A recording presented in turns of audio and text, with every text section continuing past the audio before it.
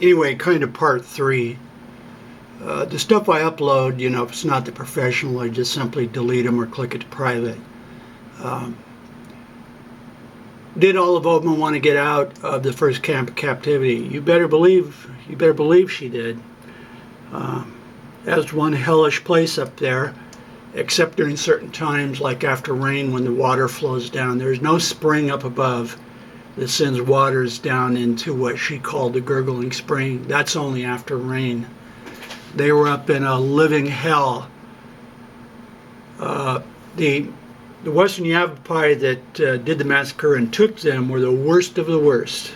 Even here, talking at the Shady Rest around the campfire, even they admitted that they were run out by their own people. So they were just a bunch of renegades, the equivalent of lowest gang members that live by robbing the wagon trains and stuff like that. They were the lowest. These are not dances with wolf Indians. These people were renegades up in the mountains and the washes, not up in the mountaintops, but in the washes, because they were renegades with captives. Okay, so no, it was a living hell. But they weren't tortured and stuff like that. As far as the slave thing, sure, they had to gather firewood and stuff like that, and if they bitched too much, they would whap them with branches and stuff like that, but they weren't tortured and whipped.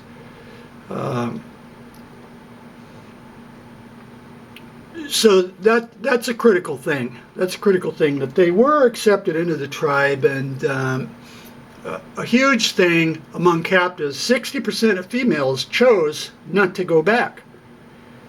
Or they did go back because they preferred the Indian life living around the campfires and under the stars. Okay, so they did assimilate in, even with this renegade bunch.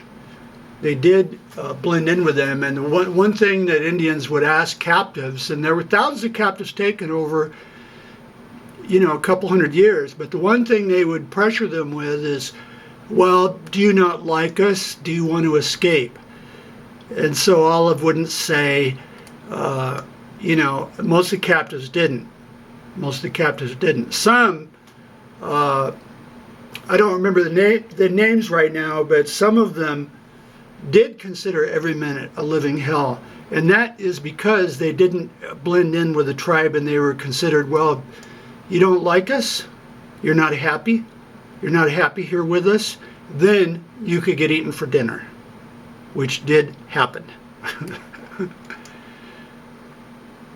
So yeah, they were glad to get out of there. I mean, look at that. This is a hellish area, except after rain. And they were allowed to travel. Olive did travel around. She wasn't just stuck here in a hut as a captive and slave the whole time. No, she did travel all over the damn place. But yeah, she was glad to get out of here, out of this hellhole. Yeah, you bet.